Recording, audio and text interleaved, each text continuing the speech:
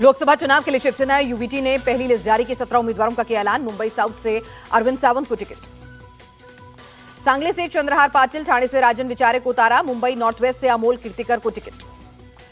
Shiv Sena UBT की list आने के बाद भड़के संजय निरुपम, कहा पार्टी नेतृत्व ने उद्धव गुट के सामने किया सरेंडर। बाला साहब थोराट ने भी उद्धव गुट पर जताई नाराजगी, कहा बिना बातचीत के नहीं घोषित करने थे उम्मीदवार। उद्धव गुट की लिस्ट जारी होने पर बोले राहुल शिवाले, संजय राउत हैं तो अघाड़ी में बिगाड़ी होना तय है।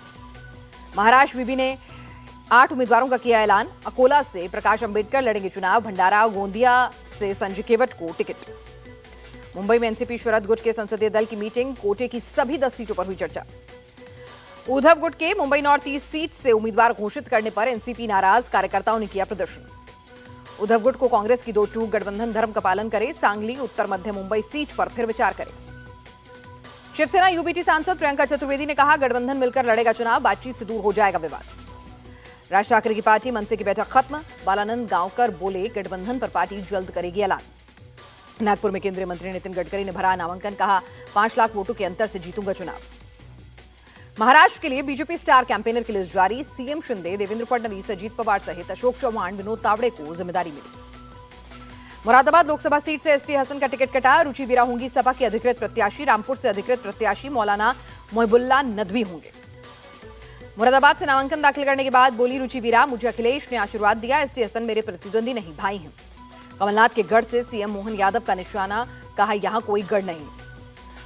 बंगाल के कृष्णनगर सीट से बीजेपी कैंडिडेट राजमाता अमृता रॉय ने पीएम मोदी से की बात, कहा बंगाल में गरीबों से लूटी प्रॉपर्टी, ईडी ने की अटैच, उसे फिर गरीबों तक पहुंचाना है। एलजेपी रामविलास ने जमुई सीट से अरुण भारती को दिया टिकट, पार्टी अध्यक्ष चिराग पासवान के बहनोई हैं अरुण भारती। नागपुर में केंद्रीय मंत्री नितिन गडकरी ने दाखिल किया नामांकन, सीएम शिंदे, देवेंद्र फडणवीस, प्रफुल्ल पटेल रहे मौजूद। कोयंबटूर से के अन्नामलाई ने किया नामांकन, तमिलनाडु बीजेपी चीफ को पार्टी ने लोकसभा चुनाव का दिया है टिकट।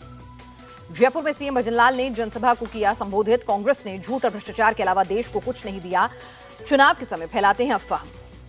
हरिद्वार से कांग्रेस उम्मीदवार वीरेंद्र रावत ने की पूजा, परिवार के साथ की गंगा आरती, नामांकन से पहले लिया आशीर्वाद। साउथ चेन्नई से बीजेपी प्रत्याशी तमिलिसाई सौंदरराजन ने शुरू किया प्रचार, चेन्नई के कोयम्बेडू इलाके में किया रोड शो। राजस्थान के अलवर से बीजेपी उम्मीदवार भूपेंद्र यादव ने किया नामांकन, कहा विकास पीएम की गारंटी है। ओडिशा विधानसभा चुनाव के लिए बीजेडी कैंडिडेट्स का ऐलान, हिंजली से चुनाव लड़ेंगे सीएम पटनायक। बीजेपी के 400 पार के नारे में घमंड झलकता है, लोकतंत्र में घमंड का कोई स्थान नहीं, कांग्रेस नेता हरीश रावत का बयान। नैनीताल से बीजेपी उम्मीदवार अजय भट्ट के समर्थन में सीएम धामी ने की रैली, भट्ट के नामांकन के समय भी रहे मौजूद। पीलीभीत से बीजेपी उम्मीदवार जितिन प्रसाद ने किया नॉमिनेशन, कहा जनता फिर इस बार खिलाएगी कमल। उत्तर पूर्वी दिल्ली से बीजेपी कैंडिडेट मनोज तिवारी ने किया चुनाव प्रचार, भजनपुरा मार्केट में लोगों से काम के लिए मांगे सुझाव। बंगाल के बशीरहाट से बीजेपी उम्मीदवार रेखा पात्रा ने कैंपेन की शुरुआत की, लोगों ने की पुष्प वर्षा। मंडी में हिमाचल प्रदेश बीजेपी का प्रदर्शन, कंगना रनौत पर अपमानजनक टिप्पणी का जताया विरोध, पूर्व सीएम जयराम ठाकुर भी हुए शामिल। कंगना के अपमान पर बोले केंद्रीय मंत्री अनुराग ठाकुर, महिलाओं का अपमान नहीं सहेगा हिंदुस्तान। भारतीय विदेश मंत्रालय ने अमेरिका के कार्यवाहक मिशन उप प्रमुख को किया तलब, केजरीवाल की गिरफ्तारी पर टिप्पणी पर जताई नाराजगी। भारत की अमेरिका को 2 टूक, कूटनीति में दूसरों की संप्रभुता और आंतरिक मामलों का सम्मान करना चाहिए। आईपीएस सदानंद वसंत एनआई के नए डीजी बनाए गए, आईपीएस पीयूष आनंद की एनडीआरएफ के डीजी पद पर हुई नियुक्ति। टीएमसी की पूर्व सांसद महुआ मोइत्रा को ईडी का तीसरा समन, 28 मार्च को दिल्ली ऑफिस में पेश होने को कहा, मनी लॉन्ड्रिंग केस में होगी पूछताछ। चंडीगढ़ में करीब 20 जगहों पर ईडी की रेड, पंजाब के एक्साइज कमिश्नर के घर भी तलाशी, शराब घोटाला केस के सिलसिले में हुई छापेमारी। मथुरा के दौरे पर सीएम योगी श्रीकृष्ण जन्मभूमि मंदिर में पूजा अर्चना की। कर्नाटक के बिदर में लोकायुक्त की रेड, जल विभाग के अधिकारियों पर छापा, आय से अधिक संपत्ति होने का आरोप। धार के बोधशाला परिसर में एएसआई सर्वे जारी, हाईकोर्ट के आदेश पर 22 मार्च से चल रहा सर्वे का काम, सुरक्षा के कड़े इंतजाम।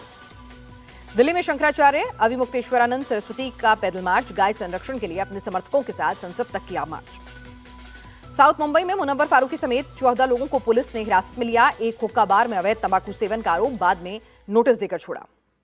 छत्तीसगढ़ के बीजापुर में नक्सलियों से मुठभेड़, चकुरबत्ती पुष्पागा के जंगलों में दोनों तरफ से हुई फायरिंग, सर्च के दौरान 6 नक्सलियों के शव हुए बरामद। यूपी के सिद्धार्थनगर में एसएसबी और पुलिस को कामयाबी, ककरवा बॉर्डर पर एक चीनी कपल को अवैध एंट्री करते हुए पकड़ा।